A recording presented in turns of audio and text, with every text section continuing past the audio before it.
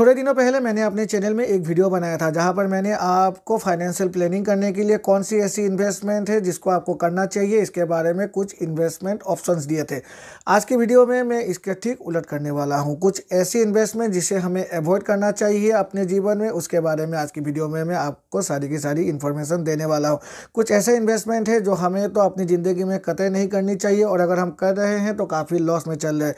क्यों लॉस में चल रहे हैं इसके बारे में भी मैं आपको इस वीडियो में काफ़ी अच्छी तरह से समझाने वाला हूं। नमस्कार दोस्तों, मेरा नाम है विराज और आपका स्वागत है मेरे चैनल विराज की बातें में। तो चलिए आज की वीडियो को फटाफट शुरू करते हैं।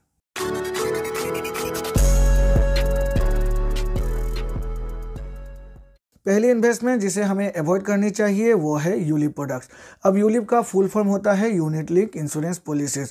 नाम से ही हमें पता चल रहा है ये एक इंश्योरेंस पॉलिसीज है। इंश्योरेंस पॉलिसीज से मुझे कुछ भी तकलीफ नहीं है, और खासकर यूलिप से भी नहीं है, लेकिन मुझे तकलीफ है जिस तरह से यूलिप को बेचा जाता है। अब ये जो यूलिप पॉलिसीज है इनको बेचा जाता है इन्वेस्टमेंट प्रोडक्ट के तौर पर। एक ऐसा इन्वेस्टमेंट प्रोडक्ट जो इन्वेस्टमेंट में अच्छी खासी रिटर्न के साथ साथ इंश्योरेंस की बेनिफिट भी दे रहा है, लेकिन यहाँ पर मुझे तकलीफ है। ये जो यूलिप प्रोडक्ट है इसको इन्वेस्टमेंट एक तरफ रख दे और इसकी जो इंश्योरेंस फैक्टर है उसको दूसरी तरफ रख देते हैं। अब अगर इन्वेस्टमेंट को एक तरफ रखेंगे तो उसकी हम तुलना करेंगे म्यूचुअल फंड्स के साथ, और अगर इंश्योरेंस को एक तरफ रखेंगे तो उसकी तुलना करेंगे हम टर्म इंश्योरेंस के साथ। चलिए एक बाय एक करके इसकी तुलना करके देख लेते हैं, और उसके बाद आपको पता चल जाएगा क्यों मैं यूलिप प्रोडक्ट्स को अवॉइड करने के लिए आपको कह रहा हूँ। अब जो ये यूलिप प्रोडक्ट्स होती है, अगर इन्वेस्टमेंट के नज़रिए से देखें तो इसकी डायरेक्ट जो भी टकराव होगी वो होगी म्यूचुअल फंड्स प्रोडक्ट के साथ, क्योंकि ये दोनों ही ऐसे प्रोडक्ट्स है, ऐसे इन्वेस्टमेंट ऑप्शन है जहां पर हमारे पैसों को सीधे मार्केट में इन्वेस्ट कर दिया जाता है। यूलिप में भी किया जाता है और म्यूचुअल फंड्स में भी किया जाता है। अब चलिए यूलिप के बारे में जान लेते हैं। यूलिप में हमें हर साल एक प्रीमियम पे करना पड़ता है, और प्रीमियम के तौर पर हम जो भी पैसे पे करेंगे वहाँ पर चार्जेस हमें दे देने पड़ते हैं। इनिशियल ईयर्स में तो देने ही पड़ते हैं, 1 साल या फिर 2 साल की जो प्रीमियम है वहाँ पर जो भी चार्जेस है वो जो कंपनी है वो हमसे चार्ज कर लेती है। कुछ हिडन चार्जेस भी होते हैं और कुछ ऐसे चार्जेस भी होते हैं जिनके बारे में हमें पहले से ही पता होता है। मोर्टेलिटी चार्जेस है, बहुत सारे ऐसे चार्जेस है जो इंश्योरेंस कंपनीज लगा देती है। लेकिन म्यूचुअल फंड्स की अगर बातें करें तो म्यूचुअल फंड में सिर्फ एक ही चार्जेस है और वो है मेंटेनेंस चार्जेस, और ये जो चार्जेस है ये भी काफ़ी कम होते हैं, 1%, 1.5%, और किसी केस पे तो ना के बराबर। जैसे कि इंडेक्स फंड्स होते हैं तो वहाँ पर तो चार्जेस ना के बराबर ही है। तो यहाँ पर जो पहला फैक्टर जो मुझे खासी परेशानी देती है वो है चार्जेस। यहाँ पर अगर हम यूलिप की बातें करें, जो पहला 1 या 2 या मैं तो कहूँगा 3 साल की जो हमारी प्रीमियम है वहाँ पर तो चार्जेस ही आधे से ज़्यादा पैसे को उड़ा ली जाती है। तो फाइनल जो इन्वेस्टमेंट होता है वो हमारी जो भी प्रीमियम है उसकी 1/4 या फिर आधा, या फिर मैं कहूँगा 75% तक की होती है। 25% तक तो पैसे एज ए चार्जेस ही कंपनी हमसे चार्ज कर लेती है। तो वही म्यूचुअल फंड में 1 या 1.5% हमारी जो चार्जेस है उसको देकर म्यूचुअल फंड में हमारी जो भी इन्वेस्टमेंट होती है वो हमारे पैसे फाइनली पूरे के पूरे ही वहाँ पर इन्वेस्ट कर दिया जाता है। तो रिटर्न की भी अगर बातें करें तो रिटर्न भी दोनों की इक्विवेलेंट ही होगी, क्योंकि एक ही मार्केट है और एक ही मार्केट में दोनों प्रोडक्ट की जो भी पैसे है उसे इन्वेस्ट कर दिया जाता है। अब जो दूसरी फैक्टर है वो है लिक्विडिटी। अब जो यूलिप प्रोडक्ट्स होती है वो चूँकि एक इंश्योरेंस प्रोडक्ट है तो एक निर्धारित समय के लिए ही खोलना पड़ता है हमें। तो मैच्योरिटी होती है यूलिप प्रोडक्ट्स की, और मैच्योरिटी से पहले हम अपने यूलिप प्रोडक्ट को नहीं तोड़ सकते हैं। यहाँ पर हमें भारी भरकम सरेंडर वैल्यू पे करना पड़ता है। लेकिन जो म्यूचुअल फंड होती है वहाँ पर लिक्विडिटी फैक्टर काफ़ी ज़्यादा है। हम जब चाहे अपनी म्यूचुअल फंड प्रोडक्ट को तोड़ सकते हैं। 1 साल से पहले अगर तोड़े तो कोई कंपनी 1% चार्जेस ले लेती है, लेकिन 1 साल के बाद तो इक्विटी प्रोडक्ट्स पर 1 भी रुपये हमें चार्जेस पे नहीं करना पड़ता है। तो ये एक ऐसा फैक्टर है जो आपको ध्यान में रखना हो। तो इस हिसाब से अगर यूलिप को हम इन्वेस्टमेंट के तौर पर देखें तो ये एक अच्छी खासी इन्वेस्टमेंट ऑप्शन नहीं है। म्यूचुअल फंड काफ़ी अच्छी खासी इन्वेस्टमेंट है in comparison to ULIP as investment. लेकिन अगर आप इसकी दूसरे फैक्टर को देखें जो कि है इसकी इंश्योरेंस। अब ये जो इंश्योरेंस है इसको भी हम तुलना करेंगे इंश्योरेंस प्रोडक्ट के साथ ही, और वो होती है टर्म इंश्योरेंस। अब हम इंश्योरेंस क्यों खुलवाते हैं? हम इंश्योरेंस इसीलिए खुलवाते हैं कि हमारी अगर कुछ अनफॉर्चुनेटली हमारे साथ कुछ हो जाए तो हमारी फैमिली सिक्योर हो जाएगी। तो यहाँ पर अगर यूलिप प्रोडक्ट की बातें करें तो यूलिप प्रोडक्ट में सम एश्योर्ड दिया जाता है। हमारी जितनी भी प्रीमियम हम पे करते हैं उसकी 10 टाइम्स, 20 टाइम्स या फिर 50 टाइम्स। तो यहाँ पर अगर हम एक 20,000 की फिक्स ये यूलिप प्रोडक्ट में अगर प्रीमियम पे कर रहे हैं तो इसकी 10 टाइम्स हो जाएगी 2 लाख रुपये, 20 टाइम्स 4 हो जाएगी 4 लाख रुपये, या फिर 50 टाइम्स ही पकड़ ले 10 लाख रुपये।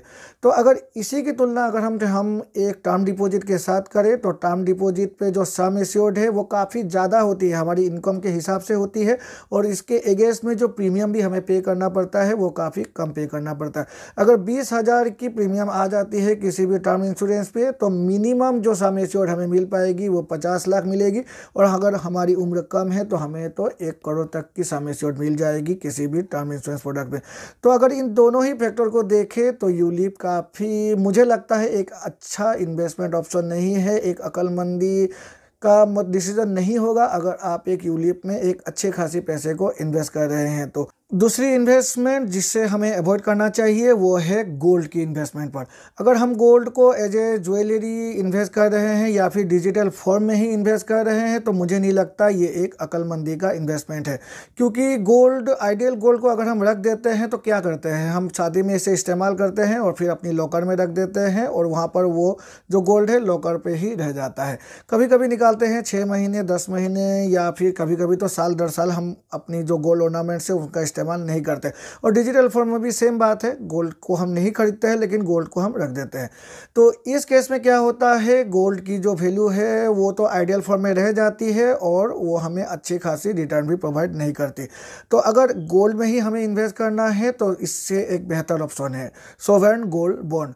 सोवरेन गोल्ड बॉन्ड जो कि गवर्नमेंट ऑफ इंडिया हर महीने ही मैं कहूँगा हर महीने इशू करती है, तो वहाँ पर आप इन्वेस्टमेंट कर सकते हैं, क्योंकि सोवरेन गोल्ड बॉन्ड में एक मैच्योरिटी डेट होती है 8 सालों की, और वहाँ पर आपको हर साल 2.5% की एक्स्ट्रा इंटरेस्ट भी मिल जाएगी। मतलब अगर आप 1 लाख की गोल्ड खरीदते हैं तो आपको 2,500 रुपये हर साल एज ए इंटरेस्ट आपके अकाउंट में क्रेडिट कर दिया जाता है। और फिर जब 8 साल के बाद जब आपकी जो सोवरेन गोल्ड बॉन्ड फिर मैच्योर हो जाएगी तो उस समय जो गोल्ड की रेट होगी उसी के हिसाब से आपको मैच्योरिटी अमाउंट भी मिल जाएगी। तो ये काफ़ी अच्छा इन्वेस्टमेंट ऑप्शन है।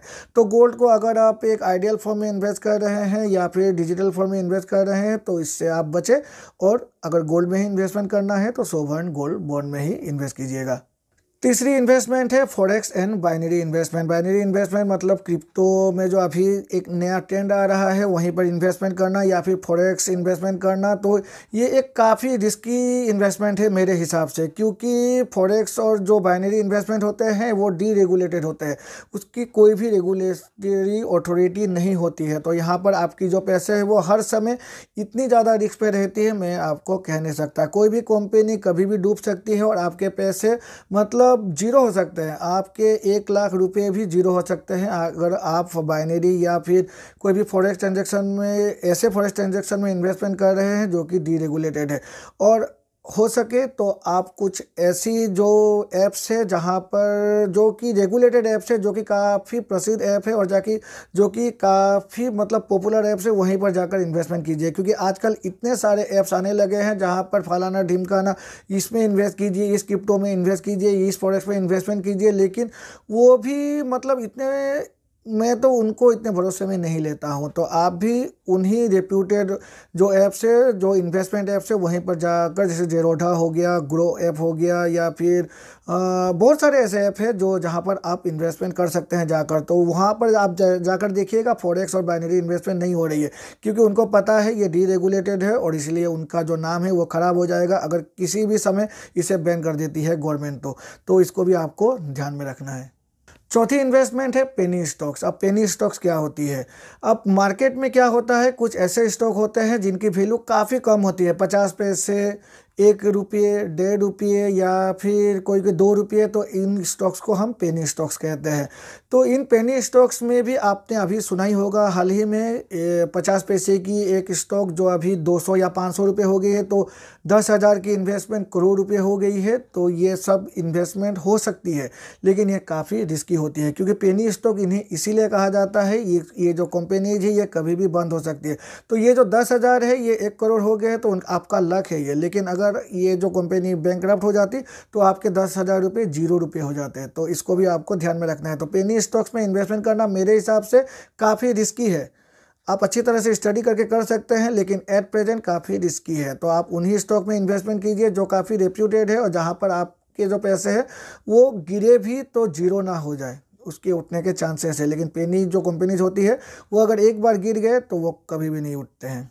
और जो लास्ट इन्वेस्टमेंट है जिसे हमें अवॉइड करना चाहिए, उसे कहते समय मुझे थोड़ी सी तकलीफ हो रही है, क्योंकि ये एक ऐसा इन्वेस्टमेंट है जहाँ पर बहुत सारे लोग अभी इन्वेस्टमेंट करने लगे हैं, म्यूचुअल फंड्स। म्यूचुअल फंड्स को में अगर हम रेगुलरली इन्वेस्ट कर रहे हैं, रेगुलर मोड में इन्वेस्ट कर रहे हैं, तो इस रेगुलर मोड में इन्वेस्टमेंट करना हमें अवॉइड करना चाहिए। हमें डायरेक्ट मोड में म्यूचुअल फंड में इन्वेस्टमेंट करना चाहिए। इसके कुछ फ़ायदे हैं। पहला फ़ायदा है, डायरेक्ट मोड में हम अगर हम इन्वेस्टमेंट करते हैं तो जो बीच की जो भी ब्रोकरेज चार्जेस है वहाँ पर हमें वो पे नहीं करनी पड़ती है। और दूसरी, हम जब जी चाहे अपनी जो डायरेक्ट फंड है उसे क्लोज भी कर सकते हैं। पहले ऐसा नहीं था, पहले जो ये ऐप्स थी ये ऐप्स भी नहीं थे। अभी तो हम जिस भी ऐप से चाहे अपनी म्यूचुअल फंड इन्वेस्टमेंट कर सकते हैं, क्लोज कर सकते हैं, या फिर रिडेम्पशन या फिर कुछ भी जो भी ट्रांजैक्शन है कंट्रोल हम अपने हाथों में ले सकते हैं। लेकिन पहले क्या था, पहले ये ऐप्स नहीं थे तो हमें एजेंट की ज़रूरत पड़ती थी। लेकिन अभी ऐसी सिचुएशन आ गई है, बहुत सारे एजेंट ऐसे हो गए जो इस वीडियो को देखने के बाद मुझे गाली देगी। लेकिन अगर इन्वेस्टमेंट के तौर पर देखें तो डायरेक्ट मोड काफ़ी प्रॉफिटेबल है in comparison to regular mode. तो म्यूचुअल फंड में जितना हो सके डायरेक्ट मोड पे जाकर इन्वेस्टमेंट कीजिएगा। आशा है इस वीडियो को देखकर आपको कुछ नया इन्फॉर्मेशन मिला होगा, और अगर मिला है तो मेरे चैनल को लाइक और सब्सक्राइब करें, सब्सक्राइब करके बेल आइकन को प्रेस करें, जिससे कि मेरे ऐसे नए वीडियोज़ की नोटिफिकेशन तुरंत आपके पास मिल जाया करेगी। तो चलिए मिलते हैं अपने अगले वीडियो में, तब तक के लिए goodbye and take care.